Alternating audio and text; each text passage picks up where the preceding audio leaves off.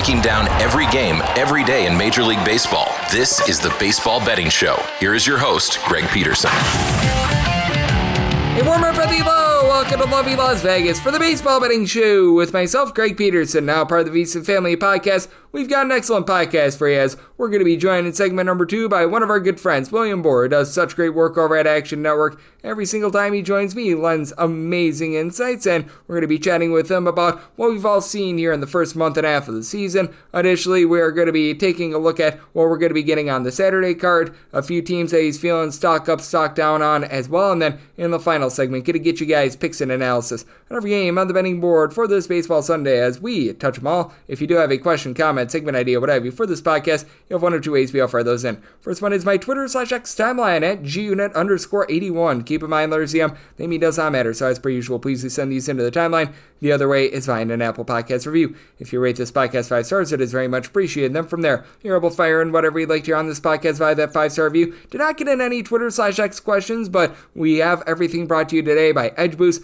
EdgeBoost is making sure that bettors are able to access their funds whenever they want, however they want, for any sort of gambling transactions, 24/7, 365 on leap years, 366 days out of the year. When you go to edgeboost.bet as well, type in that promo code GREG, G-R-E-G. That'll get you a $1 for $1 match on your first deposit up to $25. That is promo code GREG over at edgeboost.bet. Now let's take a look back at everything that we saw in baseball on Friday. Try to find some trends and try to get to know these teams a little bit better. Games from yesterday is Greg buzzing about. Here is the rowdy recap. Shock, surprise, the Colorado Rockies lost again.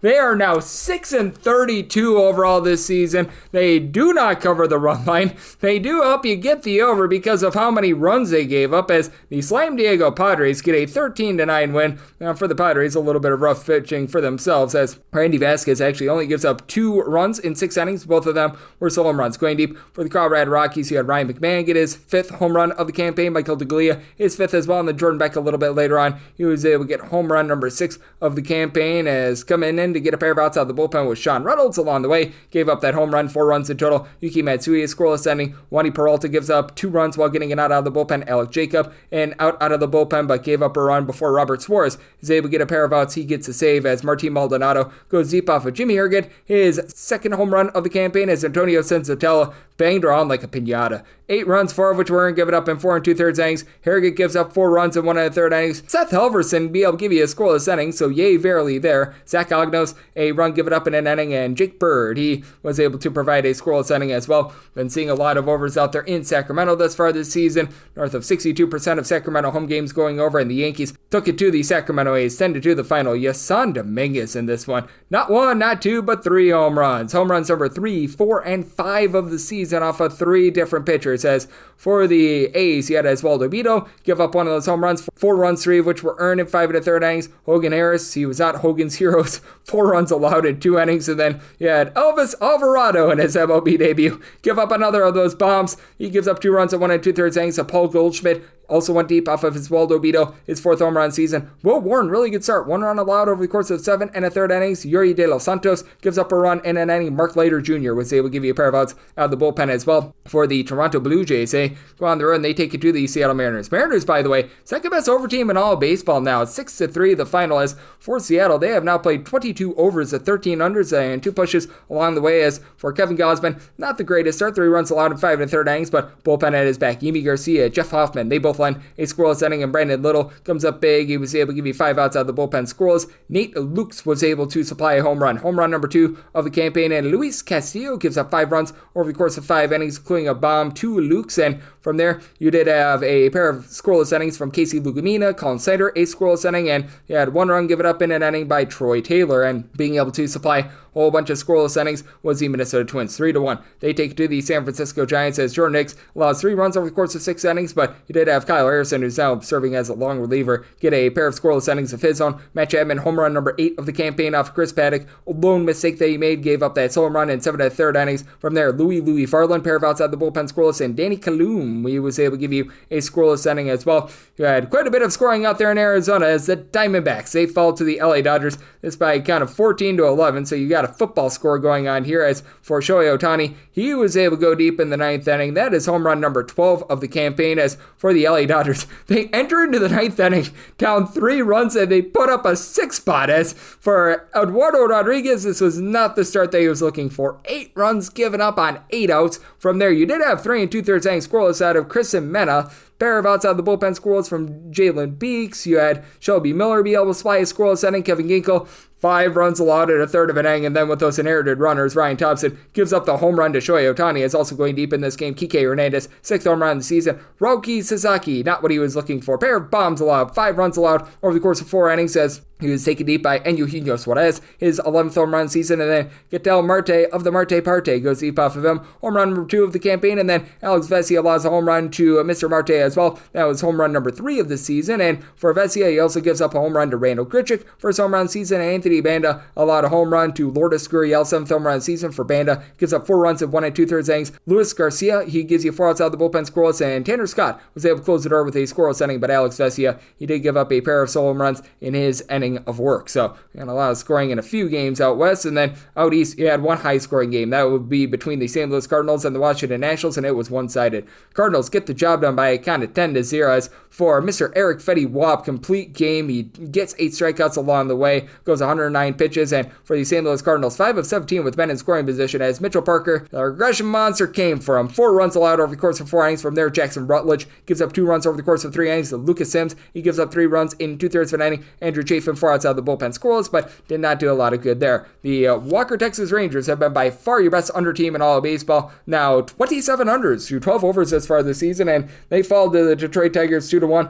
Not a bad outing here from Patrick Corbin. 2 runs allowed over the course of 7 innings. Jacob Webb from there, a scoreless inning, but Tariq Skubal in fine form once again. 12 punch-outs, 1 run allowed over the course of 7 innings. Tommy Canley, Will Vest, they close the door with scoreless 8th and 9th innings, and the Kansas City Royals have been a really good under team as well. How about 13 overs, 26 unders, and a push, and their game goes to 12 innings against the Boston Red Sox and came nowhere close to the total. 2-1 the final. As for the Kansas City Royals, they were unable to get to Hunter Dobbins. He goes 6 scoreless innings. From there, Greg Weisert, a scoreless inning. Justin Wilson, Justin Slayton, they combine for 2 scoreless innings. Roald Chapman, a scoreless inning. Garrett Woodlock allows an unearned run in extra innings. Brandon Bernardino, and out of the bullpen. And then in the 12th inning, Sean Newcomb, he allows the game-winning single, as being able to supply that one as was Freddie Fermin. As for Michael Lorenzen, he was equally as good. 7 scoreless innings for the Royals. From there, John Schreiber, Lucas Erceg combined for 2 scoreless innings. Carlos Esteves, a scoreless inning. Daniel Lynch, 4 outs out of the bullpen, allowed an unearned run in the 11th inning. And Steven Cruz, he was able to get the final 2 outs of the 12th inning to be able to get the job done. Astros have also been able to do a nice job with their pitching, and they find a way to get the job done against the Cincinnati Reds. 3-0 the final, as the Reds have been blanked quite a bit thus far this season, but for the Reds, Nick Martinez does allow 10 hits, 3 runs over the course of 6 innings. Brent Suter, a pair of scoreless innings of his own, and then for Houston, you had Hunter Brown supply 5 2/3 innings scoreless, punched out 9, Caleb Bort, and out of the bullpen before Brian King, Brian Abreu, Josh Hader. They all lend a scoreless inning, and being able to lend quite a few scoreless innings was surprisingly the Chicago White Sox. They take it to the Miami Marlins, this by a count of 6-2 as Max Meyer.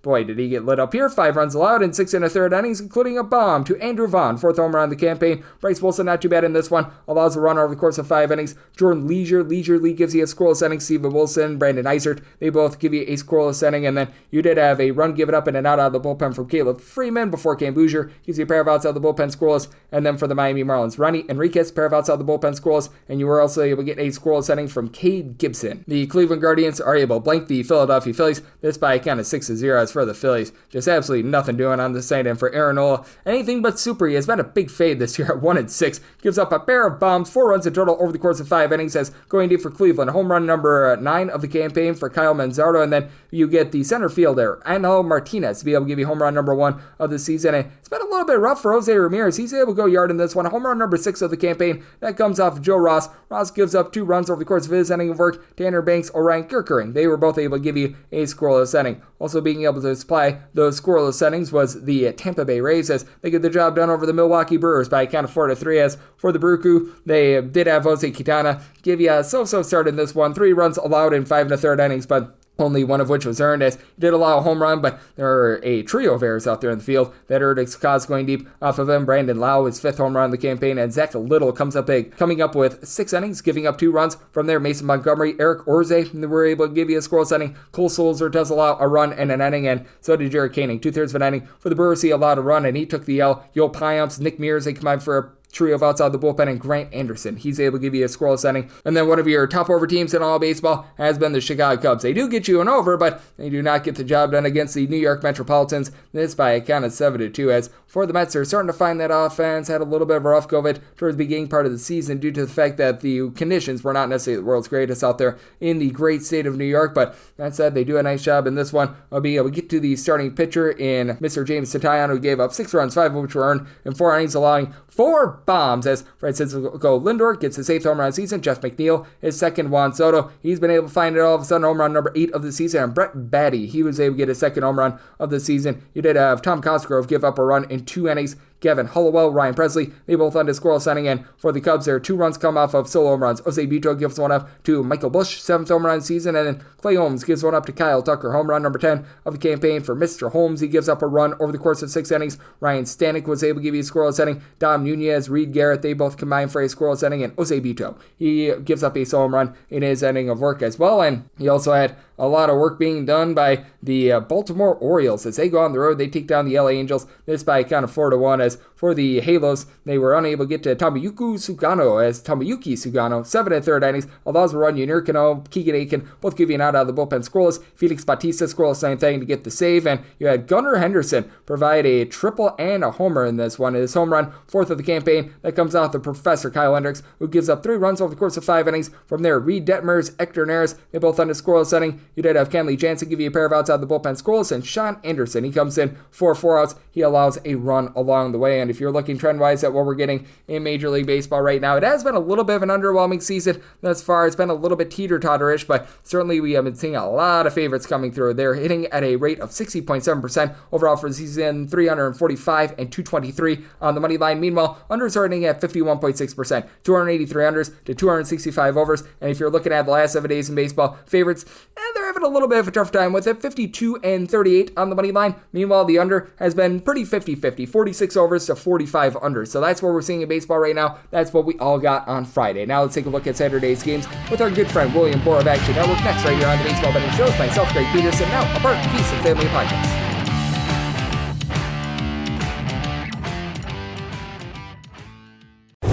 Breaking down every game, every day in Major League Baseball. This is the Baseball Betting Show. Here is your host, Greg Peterson. And we're back here in lovely Las Vegas for the Baseball Betting Show with myself, Greg Peterson, now part of the Beast and Family Podcast. Always great to be joined by this man, as William Boor. He does such an excellent job over at Action Network, taking a look at this great game of baseball that we all know and love. I know he started to work there and really doing a great job covering a little bit of everything over there at Action Network. Be able to find his work as well in the New York Post, Philadelphia Inquirer, and so much more. And to be able to follow him on Twitter/X, that is at WBoor, the letter W, and then BOOR. And William, great to get you aboard. Thank you. Of course, appreciate the intro, and yeah, always happy to hop on and talk some baseball with you, Greg. It's always great to have you aboard. And William, we now have a sample size of about 6 or so weeks, and when do you make the full transition into taking a look at what we've seen this year and determining whether or not it's for real or if it's still just a product of a small sample size? Because I always think that Memorial Day is really that proper place where you take a look and you think, okay, now we're at a nice little checkpoint here. Now we can decipher if things are for real or for not. But I do think that we're starting to get to that point, and now I think that we're starting to realize after 35 plus games what these teams are going to be a little bit more moving forward. Yeah, I agree. I think Memorial Day is a good rough estimate, right around when you get probably to that between 40 and 50 games. You can tell if teams are actually good or if they just went, 6-2 to start. You can tell if teams are bad. Teams start finding their level now, and you start figuring out who they are as a team, and you start figuring out who players are as well. Data starts to even out. You have significant sample sizes.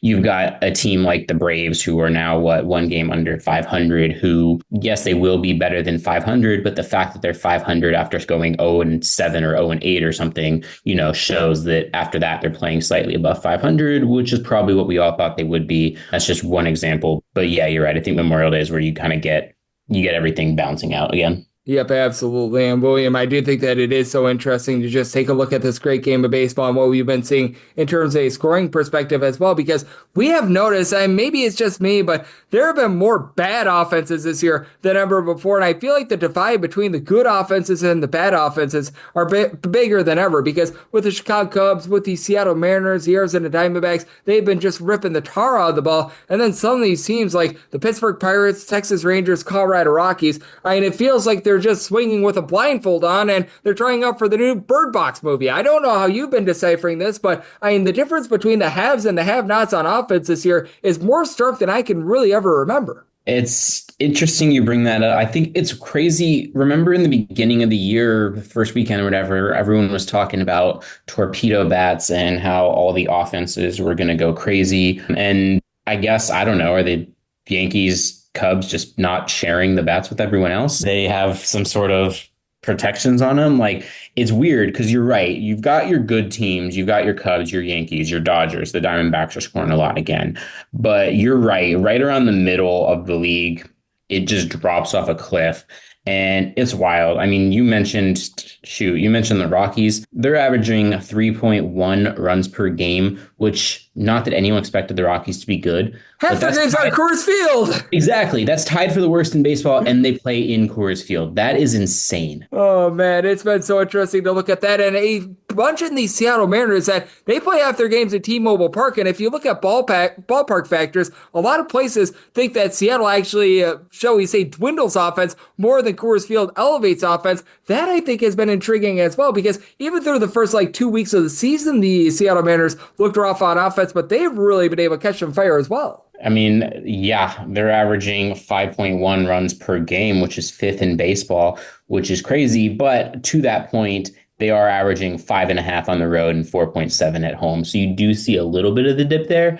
But that 4.7 at home, I mean, they were averaging 4.1 last year. So it is up. Yeah, it's been really interesting to take a look at those sorts of things, and it's been fun to be able to decipher to begin the season. As William Boor, who does such great work over at Action Network, he's joining me on the Baseball Betting Show. And how about if we take a look at a pair of offenses that are going to try to be able to just take it to bad pitching, because I think that so much of handicapping this year has not been just taking a look at these good teams, taking a look at home and road splits, what have you. It's been all about fading bad pitching. And Kyle Gibson versus Jack Conowitz, I would say that fits the bill, especially with the Orioles and the Angels having the bottom two bullpens in the American League entering into Friday. Right now with this one, you're seeing the Orioles at a minus 145. I'm not sure about you, but this is a total that, even though it's at a 9.5, I do like it over. And for the LA Angels, I felt like this was going to be a game where I was going to land on whichever team is plus money, because both of these pitchers are just that bad. But getting a plus 125 at home in them, I know that it's less than savory, but man, it's calling my name with how bad Kyle Gibson has looked to begin the season. Yeah, and as far as the over is concerned, with these bullpens, you're never out of it. Riley Green hitting 2 home runs in the same inning last week. Yeah, exactly. We saw the Giants put up 9 in the 9th or 10th or whatever inning that was last week.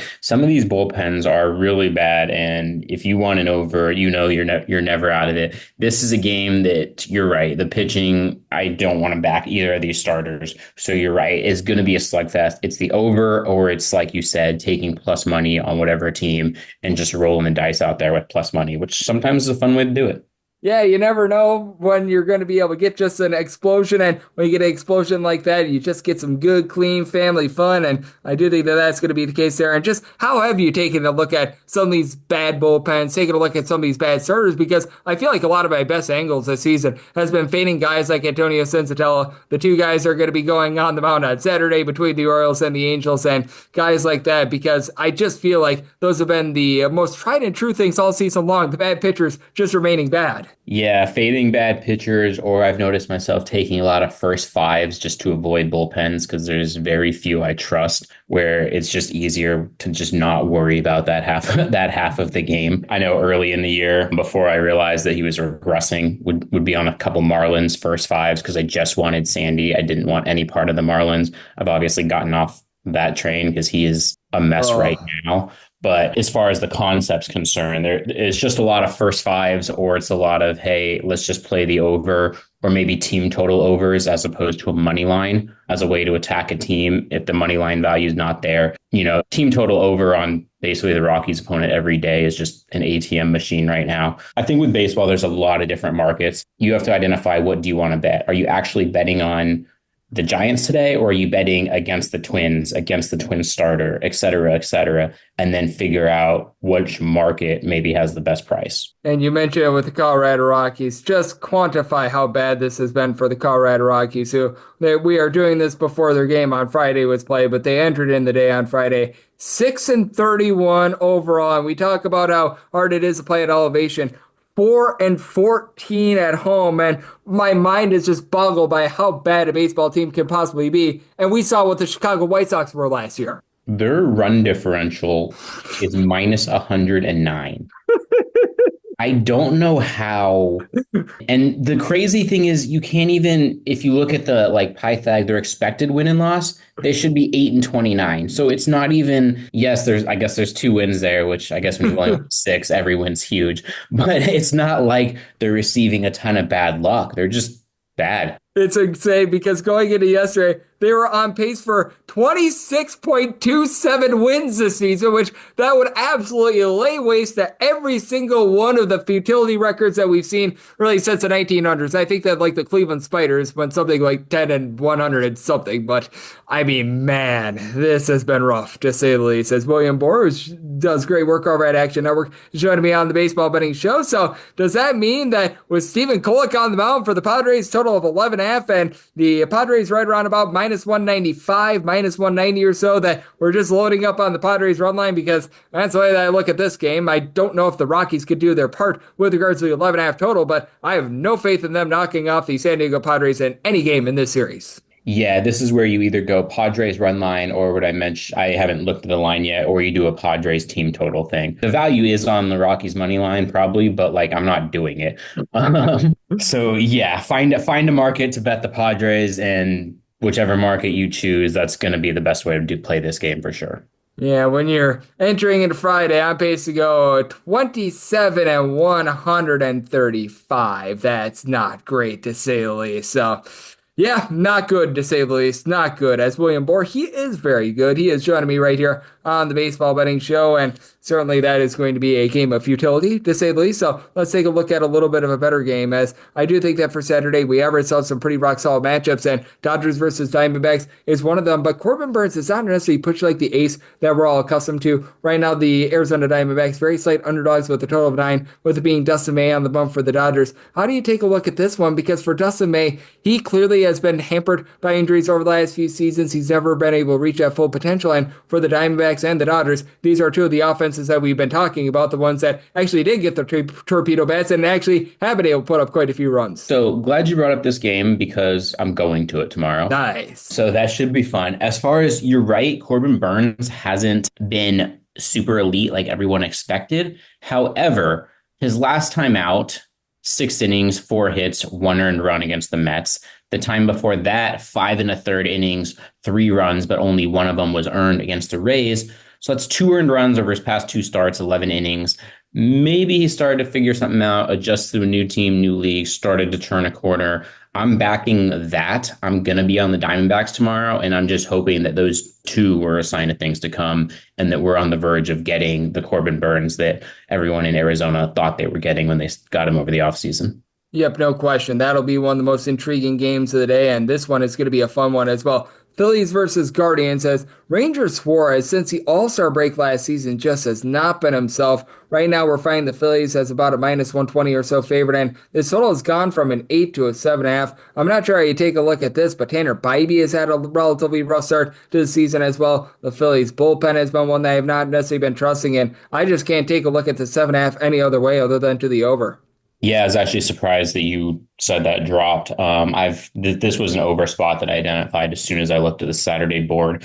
Guardians, not the most high-powered offense, but I don't necessarily trust Suarez. I think Juan Ramirez, I think Cleveland can push a couple runs across. And then, like you said, if Bibely's struggling, the Phillies offense is obviously really good, could do the bulk of the damage. I mean, 7.5 to get to a 5-3 game, 4-4 late. I think there's a lot of paths to get to that over. Yeah, Ranger Suarez just has not been himself over the last, we're going to call it about 9 or so months. And that first start giving up 7 runs, that was very much less than savory. So I too was surprised when I saw it at an 8. I thought it was low. 7.5, all the better. So I'll be taking a shot there. And but if we talk about this one between the Miami Marlins and the Chicago White Sox, because the Miami Marlins have been your top over team in all of baseball. Not necessarily because of their absolutely outstanding hitting, but it's been because their pitching has been, well, not great to say the least. But now they go up against the White Sox team, which they're hitting. Not great to say the least. Right now we're seeing a total of 8, with it being Edward Cabrera going up against Shane Smith. Want to get your thoughts here, because I've always liked the stuff of Edward Cabrera, but he just has no idea whatsoever how to utilize it. But against the Chicago White Sox team that they can't seem to draw a walk to save their lives, I think that this is going to be some good, clean fun and a very interesting matchup. I mean this in the most loving way possible. Anyone who is watching this game is a pure degenerate gambler. This is ugly. This whole series is brutal. But you're right. I mean, before I worked at Action Network, I worked at MLB Pipeline, did a lot of prospect stuff. Cabrera is intriguing. Like you said, I've always liked the stuff. And every now and then you see flashes of it. And then every now and then, or more often than not, there's a reason why his ERA is over 6 right now. I think I like the Marlins here because, I don't know, fading the White Sox is obviously the easy thing to do. But every time Cabrera touches the ball, you can get that sprinkle of special. And if he flashes it, especially against an offense that's not that good, he could easily throw, 5-6 shutout innings and really dominate this team. It's just a matter of what Cabrera are you going to get. This could also be a live betting opportunity because it could be a very easy way to hedge out of it if all of a sudden you see like, oh, we're not getting good Cabrera today. Yeah, it's just really interesting to take a look at that game, to say the least, because I think that has a lot of volatility on the board. And I think that we've got ourselves a lot of really fun action that's going down on Saturday, including the Cole Ragans versus Garrett Crochet matchup, with right now a total between 7 and 7.5 in that one. Red Sox about a -120 favorite. How do you decipher this game with the Royals entering into Friday, having hurled 6 shutouts in their last 13 games, not really getting anything going on offense, but certainly the pitching of the Royals has been one of the better surprises of the season thus far. Yeah, the Royals pitching is good, but I think Boston averaging 4.9 runs per game, 7th in baseball, and then you've got Crochet. He's already good. Now he's going up against a struggling offense. I think I like Boston here, even though it's on the road. Yeah, but with regards to Boston Red Sox, I did set them as a bit of a favorite as well, just with their offense. And is there anything else that you're taking a look at on the card for the Saturday? Kind of interested in Giants Twins. Joe Ryan's been throwing pretty well, but I always like to back Logan Webb. He's so seemingly automatic. I have to look at the numbers. I'm not sure if I'm going to have a play on that, but that game definitely intrigues me, just at least from a watching standpoint or looking at the box score after, since I'll be at Dodgers Diamondbacks. Yep, and with Logan Webb, I always identify this very different pitcher when he's away from home rather than when he is at home as well. So that total of 7, I think, is very fascinating as well. And William, I know that you're doing such an amazing job taking a look at this great game of baseball, deciphering it all. So let the good people at home know it's all on tap for you and how people can follow along on social media and other platforms. Yeah, for sure. Follow me on Twitter and Blue Sky at WBoor, WBOOR. If you just want the picks, follow me in the Action app at William Boor _, all one word. Also, be sure to just check out actionnetwork.com. It's not just me. I have a lot of really smart colleagues doing a lot of really smart betting things, not only for baseball, but NHL playoffs, NBA playoffs right now. A lot of stuff going on, and then everything basically throughout the year. Obviously, baseball all summer, and eventually we'll get into football and all that as well. Oh, absolutely. And William, he does such an amazing job taking a look at this great game that we all know and love of baseball. And every single time he joins me and lends such great insight. So big thanks to William for joining me on the Baseball Betting Show, now part of the VSiN family of podcasts. And coming up next, it is that time of the podcast to give you picks and analysis on every game on the betting board for this Baseball Saturday as we touch them all. Breaking down every game, every day in Major League Baseball. This is the Baseball Betting Show. Here is your host, Greg Peterson. And we're back here, MLB Las Vegas for the Baseball Betting Show with myself, Greg Peterson, now part of the VSiN Family Podcast. Always great to be joined by William Boor. He does such great work over at Action Network, taking a look at this great game that we all know and love of baseball. Every single time he joins me, lends such great insights. Did so once again today, so a big thanks to William for joining me in the last segment. Now it is that time of the podcast. I give you picks and analysis on every game on the betting board for this Baseball Saturday as we touch them all. If a game is listed on the betting board, Greg has a side and a total on it, so it is time to touch them all. Do note that as per usual, any changes that are made to these plays will be listed up on my Twitter/X feed at gunit_81, and we're going to be going in the Las Vegas rotation order. This is where we go with the National League games first, then the American League games, and any interleague games. Those are going to be at the bottom. That'll keep things all nice, neat, clean, and easy. So let's get things going with 901, 902 on the betting board. The Atlanta Braves hit the road. They're facing off against the Pittsburgh Pirates. Andrew Heaney is on the bump for the Buccos. AJ Smith-Schwaber is on the bump for the Bravos, and Braves are between minus 132 to minus 142 favorites. And between plus 118 to plus 126 is that number on Pittsburgh. 8.5 is the total. The over is minus 120, and the under is even. I'm in on the under. I set my total at 8.3. Andrew Heaney has actually seen a big dip in terms of strikeout numbers. Typically, this guy is well above 9 strikeouts per 9 innings. This year, he's down to about 7.7 strikeouts per 9 innings, but he is down to a 3.18 ERA with 0.9 home runs per 9 innings. For his career, about 1.5 home runs per 9 innings, so he's been able to limit the hard contact. Meanwhile, AJ Smith-Schwaber has made 5 starts this far this season. 3 ERA. Fielding independence is a little bit higher, despite the fact that he is getting north of 9.5 strikeouts per 9 innings. He's been allowing a few too many walks, so you do have your trepidations there, and if he does knock himself out of the start early, it's a league average bullpen in terms of the Atlanta Braves. They did let go of AJ Minter in the offseason, but you've had Desbel Hernandez step up. Dylan Lee is a guy that I like in this bullpen. Rossi Iglesias still has nasty stuff. It's been a little bit up and down for him. Now, when you get into the likes of Enyel De Los Santos, that's not necessarily too amazing, but you take a look on the flip side for the Pittsburgh Pirates, not a lot of faith in this bullpen. David Benar has pooped the Benar over the last 2 seasons. He's looked a little bit better since coming up from the minor league level, but yeah, that has not been great, to say the least. Colin Holderman is not living up to his name, to say the least. You've got Dennis Santana, who's actually been pretty solid in this bullpen. Caleb Ferguson has his moments of greatness, and then he's got his moments of not-so-greatness. And for the Pittsburgh Pirates, this team is currently dead last in the big leagues in terms of runs per game. Oniel Cruz has been solid, 8 home runs, about a 375 on base going into yesterday. Brian Reynolds, he does have 5 home runs, but he's hitting at 219. You just expect a little bit more out of him. And then you got the schlubs that are just giving you nothing. Henry Davis, when he's been up at the big league level, Tommy Pham, Alexander Canario, Andy Rodriguez, Jared Trollo, all these guys, hitting both of the Bedell's line 200. You're really not getting much out of this lineup. And for the Atlanta Braves, they have been very inconsistent when they've been on the road this year in terms of their bats, but you do have Austin Riley, who's been able to slug out 8 bombs. He's been able to give you about a 285 average. Marcell Ozuna, north of 400 base, down to 5 home runs this season, but still moving the line. Matt Olson, he's giving you 366 on base with 6 bombs, so he's starting to come into his own. You've had guys like Eli White and company be able to step up. Even Drake Baldwin has been able to give you some good at-bats. Don't know if that's going to be long-lasting, but Alex Verdugo coming back in the fold, that's helped this team out quite a bit. But I actually do like the Pirates in this spot. For Smith-Schwaber, a little bit of a young gun starter. He's been a little bit, shall we say, sporadic, and I think that Andrew Heaney is going to be able to supply a good start here. So, plus 120 or higher, looking at the Buccos on the money line, and I like this under, so I might tilt it at 8.3. 903, 904 on the betting board. It is the St. Louis Cardinals. They're on the road. They're facing off against the Washington Nationals. Trevor Williams goes for the Nats. Andre 3000 Palante is on the bump for St. Louis, and St. Louis is a slim favorite of anywhere between minus 113 to minus 115. Minus 103 to minus 105 is that number on Washington. 9 is the total. Over and under are both at minus 110, and I did set my total at 8.8. I'm going to be looking at the under, but I'm also going to be looking at the Nationals on the money line. I think that they are the rightful favorite in this game because for Andre 3000 Palante, I am not a fan of it. It's 4.75 ERA, but a 5.44 fielding independent. He's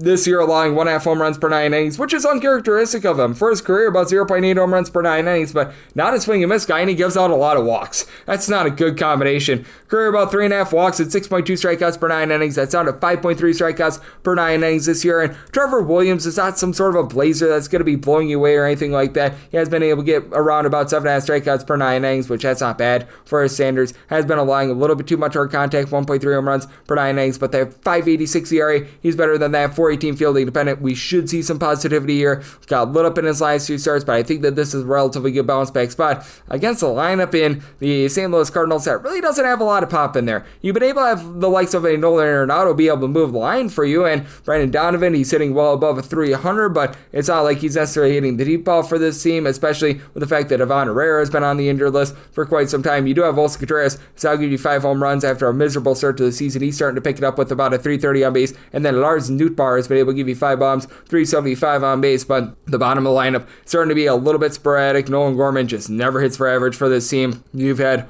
the likes of a Luken Baker, Jordan Walker, guys like this be a little bit shaky to say the least. Victor Scott is giving you about a 360 on base, so you do like that. Again, pretty solid at being a move line. And for the Cardinals, this has been a bottom 10 team in the big leagues in terms of bullpen ERA. We should see some positivity here. You still have one of the better closers in all baseball, Ryan Helsley. I like what I've seen out of Kyle Leahy this far this season. Phil Matone is starting to regress, but all in all, I've liked what I've seen out of him as well. And then on the flip side, this is a Washington Nationals team that is horrible in their bullpen. This is a bullpen ERA that's hovering right around 7. Like, good gosh almighty, this has not been great. Kyle Finnegan, Jackson Rutledge are the only 2 guys, not named Andrew Chafin, who've thrown 2 1/3 innings going into the day on Friday, that have a ERA below 4 in this bullpen. Like, you've had so many guys, Jorge Lopez, Orlando Rebalta, Jose Ferrer, Zach Brzezinski, all these guys are providing north of 5 ERA. And for the Washington Nationals, this is a team that's whiffing quite a bit this year. Now, you do have James Wood, who's been able to give you 380 on base, 10 home runs as far this season, and then you've had a few other guys move line. Like, you've had Keibert Ruiz at about a 295. You've been able to have Alex Call when he's been out there be able to give you north of a 450 on base. I don't understand why they're not playing him every day, but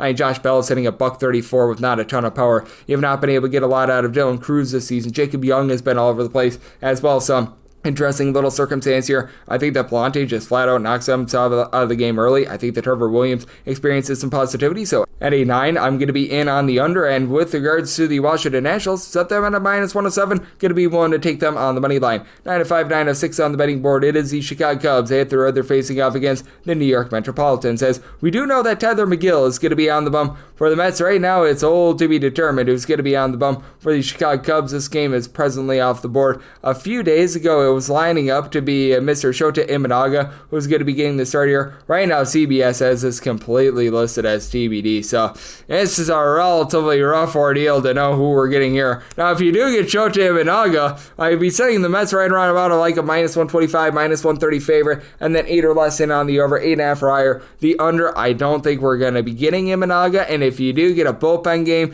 you're probably staring at the Mets being in the neighborhood about a -170 to a -180 favorite, depending upon who you get, and then something like an 8.5 or less, looking at the over, 9 or higher to the under. I'm really not going to speculate on the Cubs pitchers because we've got no stinking idea what we're going to be getting there, but what we do know is that the Chicago Cubs are right now number 1 in all baseball in terms of run creation, and this has been a lineup that has been just absolutely slugging the ball all season long. Like, I mean, the fact that you've got a pair of guys in Kyle Tucker along C.A. Suzuki giving you 9 home runs apiece, I don't think that that's the world's biggest surprise, especially with Tucker 395 on base. It's been a great pickup, but Pete Crow Armstrong has 9 home runs. Like, where did that come from? Miguel Amaya is going to give you something at the bottom of the fold. Dansby Swanson was a little bit rough to begin the season. He's starting to pick it up. Ian Happens been able to give you north of 365 on base. Michael Busch is giving you 350 on base. They can hit righties, they can hit lefties. This is a lineup that is doing it all. Now, for the Chicago Cubs bullpen, for the everything that the lineup does, well, they've been coming up a little bit short. Now, I will say Daniel Palencia has been able to do a solid job in the bullpen along Drew Pomeranz. Both are giving you a sub-2 ERA. And Julian Merriweather, after he's been miserable the last few seasons, has been rock solid. But Porter Raj, after he was great last season, he's fallen off the table. Ethan Roberts has been having his issues. Ryan Presley, he keeps leaving the building because guys keep taking him for a ride, so that's been rough to say the least. And for the Chicago Cubs, you just don't know what you're going to be able to get out of the pitching, but probably not going to be on par with that of Tyler McGill, who's always been better when he has been at home rather than when he has been on the road. And for Tyler McGill, this is very much a power pitcher, always has been throughout his career. Thus far this season for Mr. McGill, he's been able to give you in the neighborhood about 11.3 strikeouts per 9 innings, 250 ERA, 283 fielding independent, and he's been very rock solid in terms of holding down the fort. It's coming off of giving up 4 runs at his last start against the St. Louis Cardinals, but once again, that was a road start, and this dates all the way back to when he made his MLB debut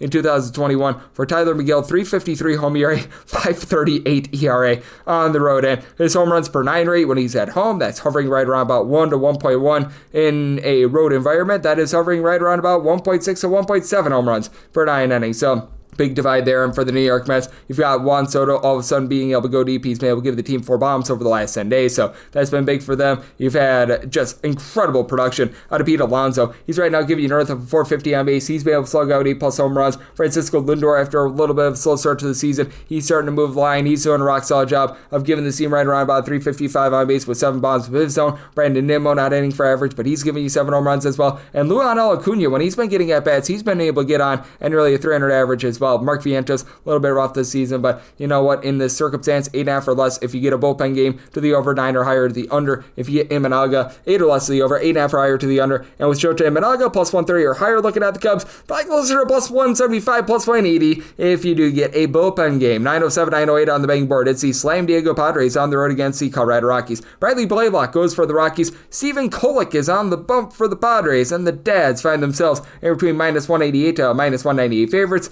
and you've got plus 160 to plus 170 if you so dare to take the Colorado Rockies. Total on this game is 11.5. The over and the under are both at minus 110, and if you're looking at a run line price, typically when I record this, a lot of places don't have run line prices, but right now I'm finding the San Diego Padres at about a minus 125, and I'd be willing to go up to a minus 135 with the San Diego Padres. This is the Colorado Rockies team that, if they're trying to guide their way to victory, they're about as useful as a wet match in a dark cave. They have really been awful this season, like 6-31 going into yesterday, and I'm recording this before we know the final of that one, but I'm willing to bet that they did not win. Like, good grief, these guys are absolutely terrible. They can't pitch, they can't hit, they can't field. Like, I mean, I don't know what they're doing right at this point because they invest a lot of money in Ryan McMahon right now. He's hitting below the middle line of a 200. Ezekiel Tovar has been dealing with a little bit of an injury. Hunter Goodman, I guess, has been able to give you 5 home runs, but actually most of those have come on the road. So that's a little bit of an irony there. But I mean, this team has just been a big giant pile of stink. And I mean, Coors Field is supposed to be a cheat code for these guys. And not even at Coors Field have they been some sort of an amazing offense. At Coors Field, right now, they're supplying a home run a game and hitting at 233. So, I mean, it's really not great to say the least. Michael Tuglia, when he's been at home, has been hitting above a 300. But I mean, even Jacob Stallings, along with Amador, the second baseman for the team, Sean Borchard, you got a lot of guys hitting below a 200 when they're at home. And when it comes to the flip side for the San Diego Padres, they've been a little bit banged up, but now getting Jackson Merrill back off the injured list, that's very rock solid for them. Fernando Tatis Jr. has been nice all season long, hitting for about a 320, 8 bombs this far this season. Gavin Sheets moved the line, giving you about a 345 on base. Manny Machado hasn't necessarily been able to hit the deep ball, but he's hitting above 300. Xander Bogaerts, you need a little bit more out of him, but that said, this is also a San Diego Padres bullpen that is number 1 in all baseball in terms of their bullpen ERA. Just lots of guys that you're able to mix and match within the bullpen that have been able to give you good production. Adrian Morejon has given up a few runs thus far this season, but you've got the likes of Alec Jacob, Jason Adams, Jeremiah Estrada, who've all been able to give you a sub 225 ERA. And Kolek was actually coming out of the bullpen last season. He's been able to do a rock solid job throughout his minor league career at being able to give you some solid starts. They were able to stretch him out this season after last season. He was sort of that, shall we say, hybrid utility guy that could do a bit of everything out of the bullpen. And last year he did have a 5.21 ERA when he was up at the big league level, but just a 3.57 fielding dependent. He was clearly getting a little bit lucky, and when he was down at El Paso this season, that's out there in the PCL, he was giving up a little bit too much of the deep ball, but he does a good job of being able to keep the walks down. And for the Colorado Rockies, this is just not a good bullpen right now, as you right now had Jimmy Herget be able to give you a sub 3.5 ERA. That's pretty solid. At Adel Shavili, you're starting to find it a little bit more, but Victor Vodnik is on the injured list. Tyler Kinley is north of a 5 ERA. This team is getting just banged around like a piñata, and for Bradley Blaylock, this is a guy that should not be getting starts right now. Like, man, this has not been tremendous to say the least, as for our good friend of Mr. Blaylock, a career 6.49 ERA, and for Mr. Blaylock, he's giving up a home run and a half per 9 innings throughout his career, and for his career, 5.7 strikeouts to 5 walks per 9. This year he has an 8.03 ERA and a 6.11 fielding independent. So, did some my total 11.1. I just flat out don't think that the Rockies do their part with this total. I'm in on the under and that Padres run line 909, 910 on the betting board. The LA Dodgers hit the road they're facing off against the Arizona Diamondbacks. Corbin Burns is on the bump for the Snakes. Dustin May hopes it's May Day for the Dodgers, and the Dodgers are in a relatively pick'em game here. They're anywhere between a minus 107 to a minus 112, and you're going to be finding the Snakes anywhere between minus 110 to minus 101. 9 is the total. The over is between minus 110 to a minus 120. The under is anywhere between even and minus 110. And for the Snakes, I set them at a minus 103. I'm seeing a straight minus 101, a straight minus 103 out there. If I'm able to get the Diamondbacks at minus 102 or better, I'm going to be willing to invest in them. As for Dustin May, he's just had a lot of major surgery throughout his career. Like, this guy has really good stuff. He's able to throw 100 plus miles per hour, but he has just been really held back by that. And you tell that swing and miss stuff has been down thus far this season. 7.5 strikeouts to 3.8 walks per 9 innings, 4.36 ERA, and to his credit, he's giving up less than a home run per 9 innings, so he's got closer to about a 3.95 fielding independent. That said, he has given up 3+ runs in now 4 of his last 5 starts, albeit some of those were unearned runs against Washington Nationals, but a little bit less than savory there. And for Corbin Burnes, he has fallen off the table a little bit himself, as for Mr. Burnes, he was a Cy Young Award winner a few seasons ago, and the Brewers, I feel like, let him actually go at the right time, because as far as the season for Burnes, way down with his swing and miss stuff. 7.7 strikeouts per 9 innings, that's on pace to be the fewest of his careers, and he has seen the walks go way up. 4.5 walks per 9 innings, 3.58 ERA, and he's lucky to have that with his 5.14 fielding independent, and not necessarily backed up by the world's greatest bullpen, especially with A.J. Puck now being on the injured list, and A.J. Puck has been one of the best for the years at the Diamondbacks thus far this season, as right now for the Snakes, they do find themselves 25th in the big leagues in terms of bullpen area. This despite the fact that Jalen Beeks has been pretty good as a long guy thus far this season. Ryan Thompson, who I've liked throughout his career, he's been a little bit cheeky thus far this season, but for the LA Dodgers, they've been dealing with a lot of injuries as well, as we currently got Blake Tryon, Brusardo Graterol, Michael Kopech, among others that are currently dealing with injuries, so that's been a little bit less than tremendous for them, but Kirby Yates, Tanner Scott, these guys have been rock solid, and these are two of the best offenses that you're going to find in all baseball since the beginning of the 2024 season. The Arizona Diamondbacks, they are indeed number one with regards to runs per game, as Corbin Carroll has been able to give you 11 home runs, and he wasn't even good last year. He's now giving you about a 360 on base, and Eugenio Suarez hitting for no average whatsoever, but he's been able to give you 10 bombs thus far this season. Lourdes Gurriel's not hitting for a lot of average, but he's been able to give you 6 home runs, and you've got plenty of guys that are hitting for average, as you've got Alec Thomas, Josh Naylor, Pavin Smith, laying at least a 275 for this unit. You're now getting Ketel Marte back at the fold as well after he was missing for quite a bit of the early part of the season. And for the Los Angeles Dodgers, Mookie Betts has honestly been a little bit cold for the team as far as the season. I know that he sells north of a 350 on base, but for his standards, he's actually a little bit down, which means that you should be nervous about what the Dodgers are going to do moving forward. But Teoscar Hernandez, 9 bombs hitting above a 300. Shohei Ohtani has been able to give you 400 on base. He's been able to supply 11 home runs. Tommy Edman, right now dealing with injury, he's going to be out for this game, but he's been able to give you 8 bombs. Freddie Freeman, 8 home runs, hitting for north of a 350 average as well. So that's been rather incredible. It is an interesting spot here, because I do think that you are going to be able to see Corbin Burnes round into form just a little bit more, but I do think that you're going to get plenty of run scoring. So I told 9.1. I'm going to be looking at this total over, and with the Arizona Diamondbacks, I did set them as the slim minus 103 favorites, so minus 102 or better. Looking at them on the money line. 9-11, 9-12 on the betting board. The New York Yankees hit the road. They're facing off against the Sacramento A's. JP Sears is on the bump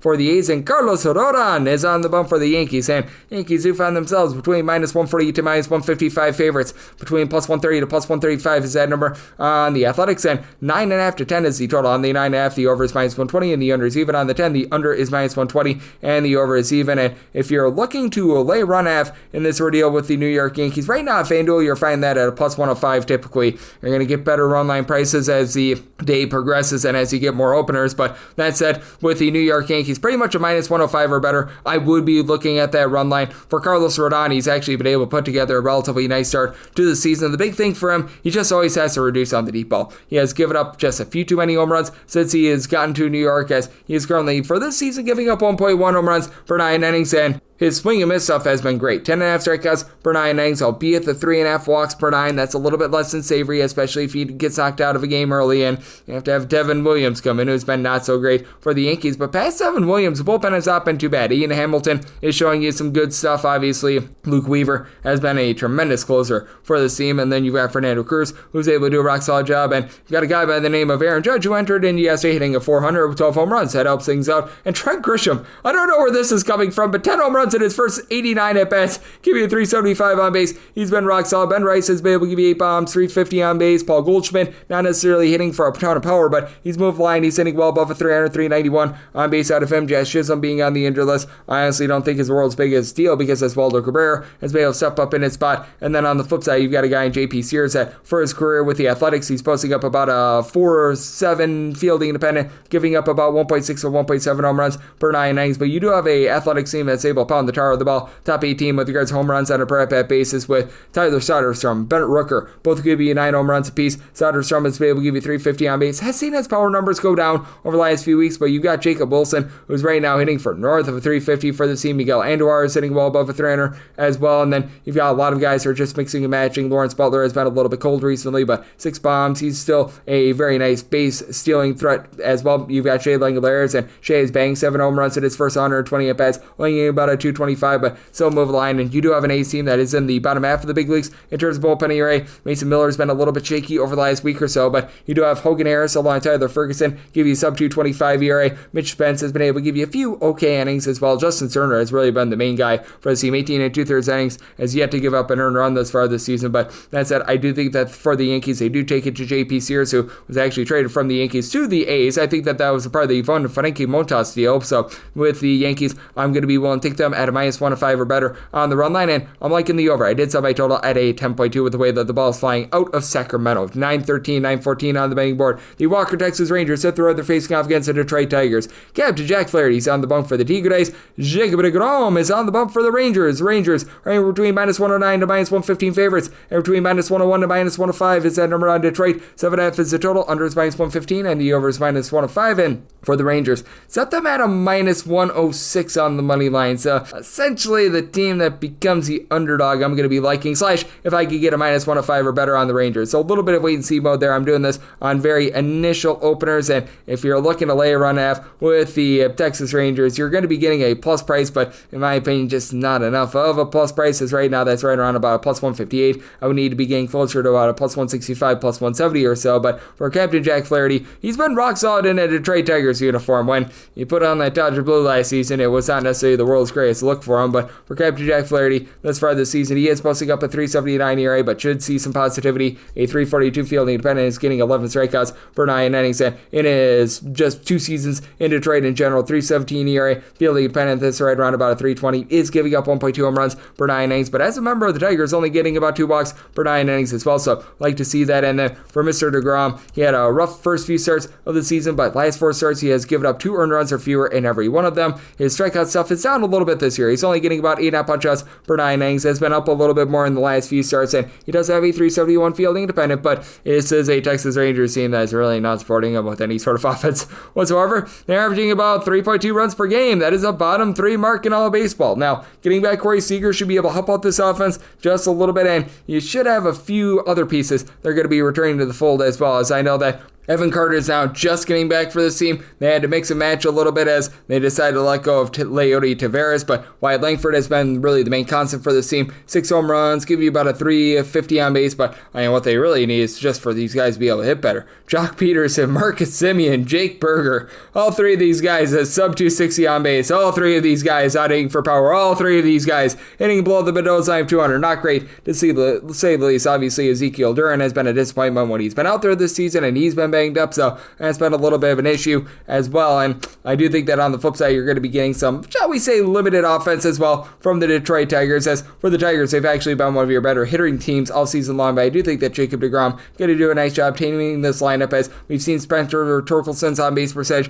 slide just a little bit over the last few weeks, but he still give you 10 home runs, 355 on base. Riley Green has been able to pick it up after a rough start to the season. 8 bombs for he and Kerry Carpenter, with Carpenter hitting about a 275, closer to 260 with Riley Green. Some of the guys at the bottom of the fold, like Cole Keith and company, you could use a little bit more from, but Javi Baez hitting above a 300. That's been a really nice find for the team. Trey Sweeney has been able to move the line recently. Zach McKinstry, 375 on base as well. And then you do know that with the Detroit Tigers, you're going to have by far the better bullpen. As for the Texas Rangers, Luke Jackson has been a little bit shaky in the bullpen. We'll say Robert Garcia has actually been able to do a nice job, give you some solid innings. You've had a guy like a Hobie Milner, Sean Armstrong. These guys give you a sub-3.5 ERA, but with the Detroit Tigers, you do really have a team that's able to mix and match in their bullpen. So many guys that are currently giving you a sub-280 bullpen ERA, as you've had the likes of a Brendan Hennefy, Tyler Holton, Chase Lee, Tommy Canley, all these guys be able to step up. Brent Herter is able to give you multiple innings as well, so very interesting circumstance. Did set my total as 6.8. As a result, I'd like the under with the Rangers. We'll delay up to a -105 on that money line. If I could get a +107 or higher, would be looking at the Tigers. 9:15, 9:16 on the betting board. The Boston Red Sox and third, they're facing off against the Kansas City Royals.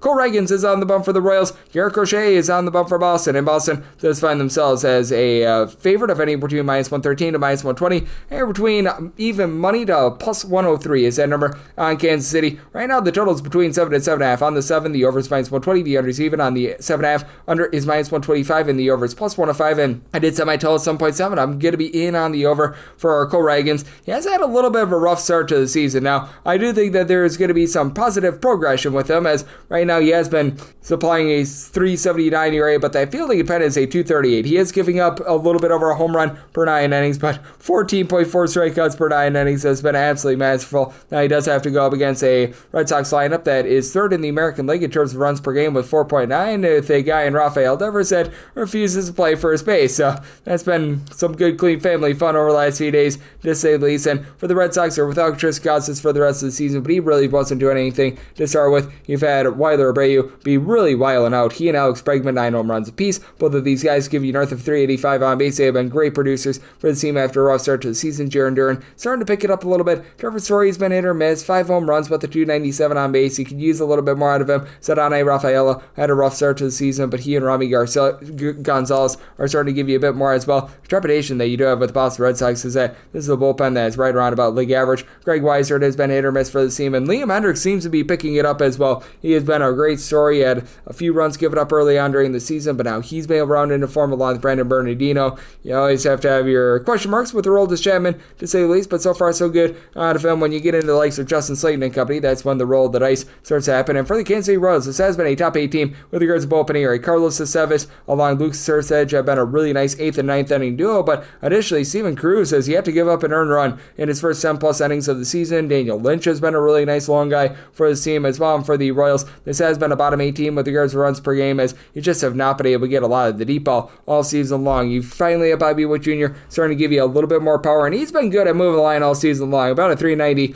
on base. Vinny Pasquantino is right now leading the way with 6 home runs, but Salvador Perez, 2 home runs, and hitting at 240. You just expect a little bit more there. And then you got the likes of Michael Massey, when he's been out there, Kevon Biggio, Hunter Renfroe, guys like this, hitting at 225 or lower. Marcana being out due to injury has been hurting the team. And MJ Melendez has just been bad when he's been out there. I'm pretty sure that they just optioned him down to the minors because, man, that has been rough to say the least. But that said, I do think the Garrett Crochet could be able to give you a relatively solid start. I think that he's doing for a little bit of regression. 202 ERA with a 282 fielding independent. He's been giving up about 3.5 walks per 9 innings, but 10 plus punch outs per 9 innings. He's been rock solid there, has been able to reduce on the deep ball. So it is an interesting circumstance. I did sell my total. I had a 7.7, so I'm liking the over with the Red Sox. Set them at a minus 116 on the money line, so at a minus 115 or better, want to lay that, and I'm going to be looking at the over. 917, 918 on the betting board. It is the Baltimore Orioles on the road against the Los Angeles Angels. Jack Conowitz is on the bump for the Halos. Kyle Gibson goes for Baltimore, and Baltimore is anywhere between minus 136 to minus 142 favorites. Between plus 118 to plus 126 is that number on Los Angeles, and 9.5 is the total. Over and under are both at minus 110, and when it comes to Los Angeles, I did set them at a plus 114, so I'm going to be willing to take them on the money line. Kyle Gibson has not been good since coming off the injury list. A north of 13 ERA thus far this season. It's a 14.09. I'm pretty sure that is after the year that the Gutenberg press was invented, and I always say this, if your ERA is north of when the Gutenberg press was invented, it's really not going well for you. And yeah, he's giving up 18.8 hits per 9 innings. He's giving up 7 homers per 9 innings. 13-15 fielding independent. Boy, not good. And then for Jack Conowitz, it's not like he's really been the Mona Lisa Vito of pitching either. This guy for his career is only giving you about 4 punch-outs per 9 innings. It's not as if he's been doing an amazing job of being able to just induce soft contact either. For Jack Conowitz, as far as this season, he's allowing 1.7 home runs per 9 innings and giving up 3.5 walks per 9 innings while not getting swings and misses. 5.79 ERA, 5.84 fielding independent. And you do have a Baltimore Orioles team that has been solid in terms of moving the line this season. Not going to call the lineup amazing or anything like that, but you've been able to get quite a bit of production out of Ryan O'Hearn, who's been able to give you 7 home runs. He's flying north of a 350 on base. Cedric Mullins is starting to come back to earth, but still 7 home runs, 357 on base going into yesterday. You just need a little bit more out of some of these star guys, as you've had Ryan Mountcastle, Adley Rushman, both hitting about a 210. You've obviously got a lot of guys on the injured list like Tyler O'Neill, Jordan Westberg, that has been hurting the team. It's actually been Roman Urias, who's been doing a good job moving the line, hitting about a 290. Gunnar Anderson sitting for a 250 with 3 home runs and north of 110 at-bats. He was on the injured list to begin the season, so that was rough. And for the Orioles, despite the fact that you got a really nice 8th and 9th inning duo, Yunier Cano, Felix Bautista have both been rock solid. Past those two guys, it's been a little bit rough. Brian Baker's been able to give you some solid innings as well, but Seranthony Dominguez has an ERA that's back up north of a 4.5, along with Gregory Soto. It has not been good when you've been throwing out there Matt Bowman as well. Cino Perez has been an abject disaster. And for the Los Angeles Angels, you want to talk about abject disasters. You want to just look at this bullpen like, my goodness. Every single one of these guys has been a gas can this far this season. Entered into Friday with a 7.15 bullpen ERA. The Orioles is a 5.36, so these are the bottom two bullpen ERAs in the American League. But good gosh almighty, this is not been good, as for Kenley Jansen, when the lights aren't on their brightest, he's actually typically rock solid, but that has not been the case this far this season. They're currently dealing with the injury to Ben Joyce, so that has really hurt this bullpen, and they cannot afford to have anyone being out of this bullpen, because you really don't have a lot of trustworthy options as of right now. They have had Connor Brogdon be able to supply a 3 ERA in 2 appearances, and among guys that have thrown at least 5 innings in the bullpen thus far this season, Ryan Zefrian with his 3.86 ERA, the lone guy with an ERA below 5. Yeah, that's not great to say the least. And for the LA Angels, this is an all-or-nothing team, as they're a bottom 4 team in the big leagues in terms of overall batting average. Mike Trout is currently out of the fold. He was supplying 9 home runs, but he was sitting below the Mendoza line of 200. Rhino Hoppy, like what he's showing, he's been able to give you about a 285 average, 9 home runs. Taylor Ward is supplying 8 home runs as well. And then you've got Roy Soler, Kyron Paris, both giving you 6 pounds apiece, but both of these guys are sub 300 on base. Taylor Ward is hitting a $181. Luis Renifo, after he was so good at moving the line last season, about a 250 on base. Zach Nito is giving you a little bit of something, but yeah, it's not great to say the least. But that said, I still think that they can get to Kyle Gibson. I think that this Angels team is going to be able to supply some boom, and I do think that runs are going to be plentiful in this game. Somebody told 9.6, like the over end with the Angels, plus 115 or higher. Looking at that money line, 919, 920 on the betting board. The Toronto Blue Jays are on the road. They're facing off against the Seattle Mariners, as you've got Logan Evans on the bump for Seattle, and Bowden Francis goes for Toronto. 8 is the total. Over and under, both at minus 110, anywhere between minus 119 to minus 125 is that number on Seattle. And between plus 105 to plus 111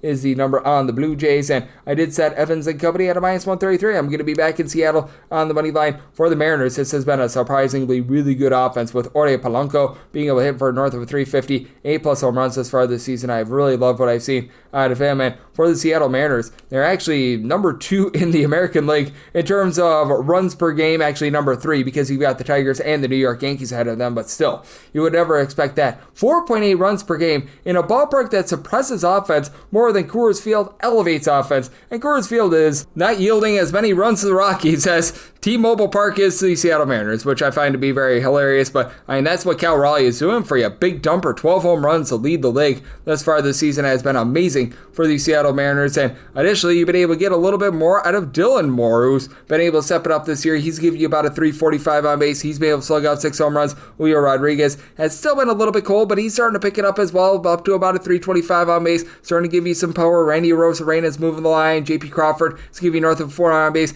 And then for the Seattle Mariners, in terms of bullpen, it's not been great. It's not been terrible. Andres Munoz has been one of the better closers that you're going to find in all baseball. And you've been able to get some nice mixing and matching out of the likes of Casey Lugumina, Gabe Spire, Carlos Vargas. All these guys have had a ERA of a 3 or better. They're getting Matt Brash off the injured list as well. That should be able to help them out quite a bit moving forward. As for the Seattle Mariners, right now, in terms of their bullpen ERA, they're hovering right in that neighborhood of about league average. I think that they were about 11th going into yesterday. And then on the flip side, you've had yourself a squad in the Toronto Blue Jays that has been more around about 18th in the big leagues because they're a very top-heavy bullpen. Jeff Hoffman has been very good along with Yimi Garcia. Been able to get some solid innings out of Chad Green as well, but the guys outside that are a little bit more of a roll of the dice. And for Bowden Francis, it's been a case where he's been quite lucky over the last few seasons. Like last season, post All-Star break, he was posting up a sub 225 ERA. He was getting a lot of balls that were in play, though, that were falling his way, and we have seen some big-time regression thus far this season, as he's now given up at least 3 runs in 4 of his last 5 starts, 5.66 ERA, but his fielding independence is actually a 6.79. He's giving up 2.8 home runs per 9 innings, and for his career, 3.43 ERA. For his career, 4.73 fielding independent with 1.7 home runs allowed per 9 innings. Does a good job with the command, career about 2 walks per 9 innings, but that's a little bit concerning. And for the Blue Jays, this is a bottom 4 team in the big leagues in terms of home runs on a per at-bat and a per game basis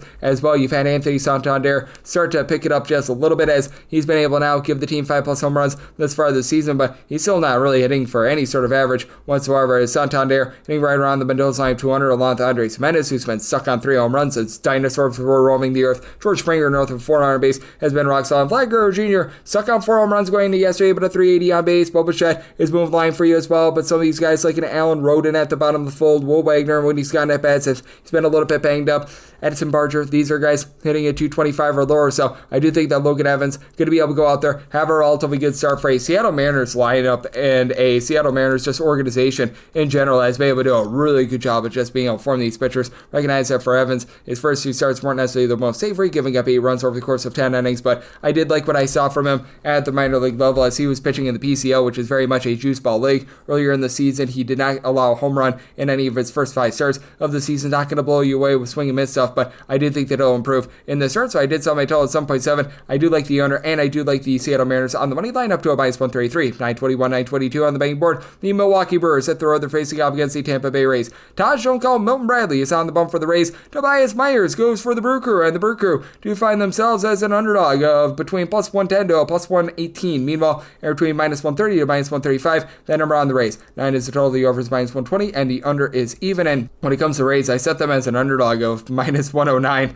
on the Brewers. So I'm going to be looking at the Brewers on the money line. For Taj Bradley, I just flat out don't trust this guy at this point. I know that we have on Kobe Marcio quite a bit, and he's very much in the same vein as myself. As for Mr. Bradley, 4.43 ERA, and he's got good swing and miss stuff throughout his career, but this season it's been way down. 6.5 strikeouts and 4 walks for 9 innings. He's got a 4.63 feeling of penny. He's reduced on the deep ball a little bit, only giving up 1.1 home runs per 9 innings this season, and to his credit, 3 earned runs or fewer, allowed in 4 out of his last 5 starts, but I still am having some trust issues with him a little bit. And Tobias Myers is doing for a bit of regression as well. With Tobias Myers, if you date it back to when he made his MLB debut in 2024, 3.05 ERA with a 3.99 fielding dependent, 8 strikeouts per 9 innings, only giving up about 1.1 home runs per 9, but he's not necessarily doing anything special, so you do have to have your question marks there. And out there in the great state of Florida, it's starting to get a little bit warmer, which means that the ball is going to be starting to fly a little bit more. And you had Jonathan Aranda do a nice job hitting about a 300 for this Rays unit with 5+ home runs thus far this season. Brandon Lau has been all over the place over the last few seasons in general. He'll get hot and then it'll get cold. You just don't know what you're going to be able to get out of him. But Junior Caminero has been able to give you 7 bombs, not necessarily giving you a great on-base percentage at about 275, but hitting for a little bit of average. And then additionally, Yandy Diaz, after a rough start to the season, he's up to 6 bombs, giving you north of 300 on base. Taylor Walls is hitting right around the middle side of 200. You needed more out of guys like Curtis Mead, Danny Jansen, and company, so that's been a bit of an issue. And you had a few injuries that the team has had to overcome, most notably to Jake Magnum, who was hitting above a 300. But with the Rays, this has been a top 7 team with regards to their bullpen ERA. Just so many guys are able to give you a sub-3 ERA and are able to mix and match. You've got the likes of a Hunter Biggie, Garrett Clevenger, Manuel Rodriguez, Eric Orze, along with that closer and Pete Fairbanks, all doing a rock solid job. Edwin Uceta as the long guy has been a little bit rough, but all in all, I like what I'm seeing there. And for the Brewers, this has been a bottom 10 team in terms of bullpen ERA this far this season. This is very much going to be going northward for them, though. As for this Brewers unit, you've got pretty much everyone back from a season ago, saying Devin Williams has been an abject disaster out there in New York, as you've got the likes of Yo Payamps, Elvis Figueroa, Jared Koenig, Trevor McGill, all these guys, and Abner Uribe, who they didn't have for much of the season last year, .62 ERA. So I've been liking what I've been seeing there. Nick Mears has also been very good in this bullpen. And for the Brewers, you've got some relatively good guys in terms of moving line, getting on base. Al Friedlich has been able to give you 380 on base, along with Bryce Terang. Terang, one of the best base stealers in all of baseball right now. Friedlich, he's been able to swipe some bags as well. Jackson Chourio, 6 bombs, and he's only been able to give you about a 275 on base, but doing a good job with regards to that batting average. For the Brewers, they've been coming up a little bit short in the power department. Christian Yelich does have 6 home runs, but hitting right around 200, and that's been a little bit less than savory. But William Contreras continues to move the line. He and Rhys Hoskins both north of a 355 on base. You have to have your question marks with some of these guys in the infield. Like you've got a guy like a Vinny Capra, Caleb Duran, throw in there as well, Joey Ortiz. These guys have had a tough time getting on base, but I do think that for the Brewers, they do get a rock solid start out of Tobias Myers, and I think that the ball starts to fly out there in Florida. So I did set my number at a 9.2. I like the over and the Brewers on the money line. 923, 924 on the betting board. The Cleveland Guardians playoffs, the Philadelphia Phillies. Ranger Suarez is on the bump for the Phils. Tanner Bybee goes for Cleveland, and Cleveland does find themselves as a very small underdog, anywhere between minus 105 to a plus 101. Meanwhile, minus 111 to minus 115 is that number on the Phils. 7.5 to 8 is the total on the 7.5. Over is minus 120. The under is even, and on the 8, Under is -120. The over, that is even money. And when it comes to the Phils, I did set them as the slight underdog of +104. So being able to get a -104 or better, I'm going to be looking at Cleveland on the money line. I just flat out don't trust Ranger Suarez. He comes in, first start of the season, looks relatively shaky after he was terrible in the second half of the season last year. Last year, after the All-Star break, was posting up an ERA north of a 5.6, and then he gets lit up like a Christmas tree, starting number one, giving up 7 runs in 3 2/3 innings. Like, how are you supposed to have any faith in this guy? Always has been good at being able to keep the ball in the yard, but commands can sometimes be a little bit shaky. Not necessarily the world's greatest swing and miss guy in the world, so yeah, I've got my question marks there. And you have to throw in there for Ranger Suarez. Typically, he's actually been a little bit better on the road rather than at home, and for Tanner Bybee, he actually pitched much worse when he was at home rather than on the road 8 seasons ago, but this year, we are seeing a little bit of reversal of that. In his last 3 home starts, he has given up a combined 3 earned runs against the Yankees, the Twins, and the Royals, so do like to see that. Overall, 4.26 ERA, feeling more around a 6.13 as his strikeout stuff has really cratered, only getting about 6.5 strikeouts per 9 innings, but again, has been much better at being able to keep the ball in the yard when he has been at home. And for the Cleveland Guardians, we have seen this bullpen not be the same that it was 8 seasons ago. Last season, they were number one by far in terms of bullpen ERA. They're now about a league average team. You still have the likes of Hunter Gaddis, Tim Aaron, Cade Smith, who will be able to give you a sub-3.5 ERA, but Emmanuel Clase has pooped the bed. They invested in Paul Sewald, and he's currently on the injured list, and Eric Zabrowski currently on the injured list. That has not been too tremendous for them. Meanwhile, on the flip side, you got a Philadelphia Phillies team that, outside of Matt Strom and Ryan Kerkering, you just have no idea what you're going to be able to get there. I mean, even for Ryan Kerkering thus far this season, it's been a really rough go of it for him. He's posting up nearly a 5 ERA. Jose Alvarado has been much better. He's been able to give you more like a 3 ERA, but I mean, when you get into the likes of a Jose Ruiz, Jordan Romano, Carlos Hernandez, these have been guys that have not gotten the job done. Tanner Banks is a guy that I have absolutely no faith in whatsoever. And for the Philadelphia Phillies, this is still one of the more fearsome lineups in all of baseball, but their power numbers have overall been down. Going to yesterday, guys not named Kyle Schwarber combined 27 home runs in their first 37 games this season. Schwarber 12 bombs, 400 on base. He has been amazing. And Trey Turner is not giving you much power, but he's moved the line, hitting for average. He's hitting about a 310. You've had Nick Castellanos do a nice job finding a way on as well. And for Bryce Harper, in just a 236 with 6 home runs this season, but still giving you about a 360 on base. You've had Max Kepler do a relatively solid job here recently after a rough start to the season. Alec Bowman starting to pick it up, but that's been a little bit less than savory. Like Savio Rojas have been able to do a nice job towards the bottom of the fold. And for the Cleveland Guardians, Stephen Kwan at the top, hitting north of 300, has been very significant for this team because you just don't have a lot of guys at the bottom. They're able to find a way on, as Daniel Schneemann has actually been relatively okay for this team, but like Savio Bo Naylor, Brian Rocchio, Nolan Jones, John Kensey Noel, you just go down the list of guys hitting a 200 or lower. Kyle Manzardo does have 8 home runs, but he's hitting just a 211 thus far this season. Carlos Santana, Gabriel Urias, along with Kwan, all have 4 home runs this season. And Jose Ramirez, you just expect a little bit more than 5 home runs out of him as well. So, interesting circumstance. I did set my total at 8.3. I think that the Guardians get online against Rangers 4, so like the over and the money line of the Guardians, 925, 926 on the betting board. The Chicago White Sox are on the road facing off against the Miami Marlins. Edward Cabrera is on the bump for the Fish, and you've got Shane Smith going for the White Sox. This is a rather pick'em game with both of these teams, anywhere between a -103 to a -110, and the total is 8, over is -120, and the under is even. With the Marlins, I did set them at a -126. I just have the unrealistic expectation that Edward Cabrera is going to be not terrible one of these starts. Like, just one of these starts, he's going to be not terrible. He's got really good swing and miss stuff throughout his career, north of 9.5 strikeouts per 9 innings. Problem is, I don't think that he knows where the ball's going to go when he throws it, because he, for his career, 5.1 walks per 9 innings this season, a 6.29 ERA. Now, that is backed up by a 47 fielding dependent. He has been giving up about 1.5 home runs per 9 innings, so that's been very much less than tremendous, and his strikeout stuff has been a little bit down as well, so I don't like to see that. But for the Chicago White Sox, this has been one of the lesser lineups out there in all of baseball. They're a bottom 5 team in terms of runs per game. Andrew Vaughn and Andrew Benintendi are able to give you a little bit of power, but Andrew Vaughn is sitting well below the middle sign of 200. And with regards to Andrew Benintendi, he's been dealing with injuries over the last 2 weeks or so as well, so that's been not great to say the least. You do have Lennon Sosa, who's been able to move the line. He's sitting about a 250 for this team, but I mean, really, outside of Miguel Vargas, nobody's giving you north of 305 on base that has seen consistent at-bats for this team. Matt Theus has been able to give you a little bit of something, but 1 home run and 73 at-bats.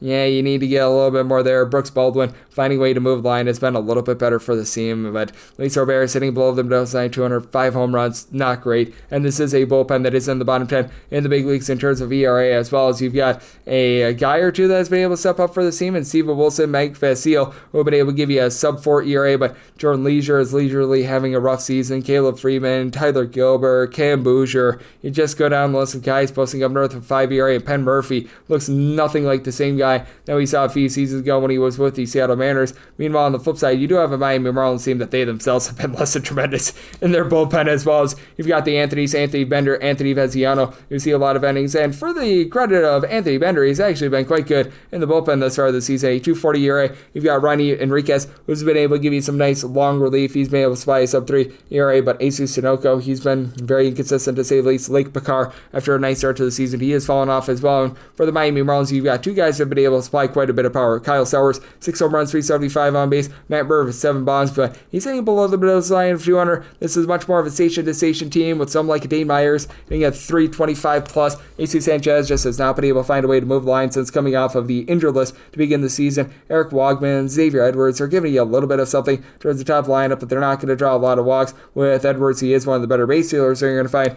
in all of baseball, so it's a very interesting circumstance, especially with the fact that Shane Smith, again, has actually been quite rock solid here for the Chicago White Sox. I don't know how long lasting it's going to be, but he's posting up an ERA that is sub-3, and he's not really getting a lot of swings and misses thus far this season, which is why I do think that there's going to be a little bit of regression here. While he does have that 241 ERA, it's more of a 340 field independent, 7.5 strikeouts, 3.5 walks per 9 innings, and actually leads the American League in hit batsmen as well. So, circumstance where I did something, I tell it at an 8.4 at a minus 125 or better. I'm going to be looking at the fish on the money line at an 8. I do like the over as well, 927, 928 on the betting board. You've got the Cincinnati Reds, and yes, we're on to Cincinnati on the road against the Houston Astros. Lance McCullers Jr. is on the bump for the Astros. Brady Singer is going to be going for the Cincinnati Reds. It is a total under is minus 115. The over is minus 105. And for Houston, between minus 134 to minus 142 is that number on them. Between plus 118 to plus 124, your number on the Red Legs. For Cincinnati, if we could get up to about a plus 130, and this number is moving in the direction of being able to get there for the Cincinnati Reds, I will be willing to take a shot on the money line for Brady Singer. I've liked what I've seen out of him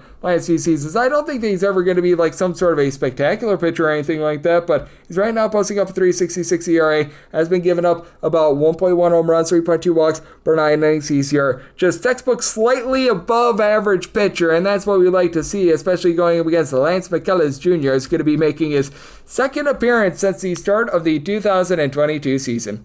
Like, he was out for all of 2023, out for all of 2024 due to injuries, and his first appearance was against the Chicago White Sox. Did not allow a run, but only went 3 2/3 innings as well, so you have to be very much questioning how deep he's going to be able to go in this game. Now for the Houston Astros, this has been a top 7 team in terms of bullpen ERA. You've got the Brian King, Brian Abreu, who've been able to give you sub 3.5 ERA. Stephen Okert has been able to give you sub 3 ERA as well, and I like what I'm seeing out Josh Hader as well, so that's been good for the team. But what has been rough has been the offense. The Houston Astros right around about 20th in the league in terms of runs per game. Yordan Alvarez is on the injured list, but even when he's been out there, has been less than tremendous. Christian Walker, Isaac Paredes, Jose Altuve all have 4 home runs as far this season. You expect a little bit more of them, especially Walker, just hitting at a 205 this far this season. Not great to say the least. Cam Smith, Brendan Rodgers, Mauricio Dubon hitting below at 230. That has been not tremendous to say the least as well. I've actually had Jake Myers be able to do a solid job of being able to move the line for this team, but on the flip side, you do have a Cincinnati Reds team that still has Ellie De La Cruz. Recognize that he's been striking out a little bit more than what you'd like this season. You'd like a little bit more than 5 home runs out of him, as Austin Hayes landing on the injured list very much hurt this offense as well, but you've been able to have Kevin Lux do a nice job of being able to supply north of a 380 on base. Matt McClain has 4 home runs, but he's not supplying any sort of average whatsoever. But Jose Trevino, along with Santiago Espinal, somehow, some way, are hitting above a 300. I don't know how long lasting that's going to be. And Jameer Candelario, man, this guy being on the injured list is actually probably a good thing for the team because he was not good to begin the season. And for the Cincinnati Reds, this is a slightly above average bullpen. They have had Grant Ashcraft really poop the bed over the last few days, but you do have quite a few guys like Tony Santillan, Luis May, Taylor Rogers, who have all been able to give you a sub-3 ERA. Brent Suter's been pretty solid in that bullpen as well, so it's an interesting circumstance. At a plus 130 or higher, I'm going to be looking at the Reds on the money line, and did something solid at 8.3. I think that being able to get to McCullers in that bullpen going to be big for the Reds. So if we could get to that plus 130, we'll look at the Reds money line, and we'll be looking at that over, and we wrap things up with 929, 930 on the betting board. The Minnesota Twins play host to the San Francisco Giants. Logan Webb goes for the Giants. Joe Ryan goes for Minnesota. Minnesota, a minus 111 to minus 115 favorite. Anywhere to minus 105 to a plus 103. That number on San Francisco, with 7 being the total. Over is minus 115. The under is minus 105. And with the Twins, set them at a minus 117. I'm willing to lay up to a minus 115 on that money line. For Logan Webb, here's the big key for them. You have to note the home and road splits with him because he is not the same pitcher. His home runs per 9 rate is nearly double on the road what it is at home. home, 2.67 career home ERA, and a 4.08 ERA on the road. That's north of 6 seasons worth of data. And then for Joe Ryan, for his career, he's been giving up about 0.4 home runs fewer per 9 innings at home rather than on the road. On the road gives up more than a home run and a half per 9 innings, a little bit above 1.1 home runs per 9 innings when he's at home, 3.65 ERA for his career when he has been at home, and he faces off against the San Francisco Giants lineup that has been pretty solid at moving the line thus far this season. This despite the fact that William Boor got off to a relatively rough start to the season, but appears to be rounding into form. Matt Chapman and Wilmer Flores both had 7 home runs going into yesterday, so like to see that for Flores. He and Eloy Ramos both hitting about a 255 or so not great, not terrible. Jungle Lee has been able to hit for about a 353 on base, and you've had Mike Yastrzemski do a nice job being able to move the line thus far this season. You got a few other guys, though, like a Patrick Bailey hitting below the Mendoza line of 200. It's been a really rough season for Lamont Wade Jr. as well. No power, no average, but for the San Francisco Giants entering into yesterday, top 3 team in the big leagues in terms of bullpen ERA. A lot of guys here are able to mix and match with this. Randy Rodriguez, Camilo Duvall looks very much more like the Camilo Duvall of old, and Eric Miller also applying a sub 175 ERA. Spencer Bivens has been a relatively good long guy for this team as well. And then on the flip side for the Minnesota Twins, this is a lineup that is starting to round into form a little bit more. Now, you do have a ballpark out there in Minnesota that it's not necessarily applauded as a pitcher-friendly ballpark, but as we know, not necessarily super warm out there in the month of May. That does provide for some good conditions for the pitchers, but Byron Buxton is right now supplying 9 home runs as long as he can stay healthy, which that's no guarantee. That's going to be big for them moving forward. They're just out getting Royce Lewis back in the fold. That should be able to help out as well. Harrison Bader, he's been able to give you about a 375 on base, just 4 home runs this far this season, but he's been doing a nice job moving the line. We'd like to see Matt Wallner back out there in the fold, but Ty France has been able to about a 275 as well. And then for the bullpen of the Minnesota Twins, Griffin Jax has just been getting completely jacked up, well north of 5 ERA. That's been not great, but Danny Kaluma has been one of the better relievers out there in all baseball. Entered into yesterday, I believe, having given up no earned runs all season long. You've had Justin Topa actually be relatively solid as well, and Yohan Dodon has really good nasty stuff as their closer. So it is a very interesting circumstance. I do think that for the Giants, they experienced that Logan Webb regression, so I'm willing to lay up to a minus 115 on that Twins money line, and I'm in on the over, so my total 7.6, and that'll wrap things up for the Saturday edition of the Baseball Betting Show, now part of the VSiN Family Podcast. And a big thanks to William Boor. He does great work over at Action Network, and he joined me in the last segment. If you do like hearing from this fine podcast, Baseball Betting Show, you're able to subscribe wherever you get your podcasts, Apple Podcasts, Google Play, Spotify, Stitcher, and TuneIn. If you have a question, comment, segment idea, what have you for this podcast, you have one of 2 ways we will fire those in. First one is my Twitter/X timeline at gunit_D1. Keep in mind, letters EM, they mean does not matter, so per usual, please do send these into the timeline, and the other way is find an Apple Podcast review. If you rate this podcast 5 stars, it is very much appreciated. From there, you're able to fire in whatever you'd like to on this podcast, via that 5-star review, and I'm coming at you guys every single day throughout the baseball season, which means I'm back with you once again tomorrow. Thank you.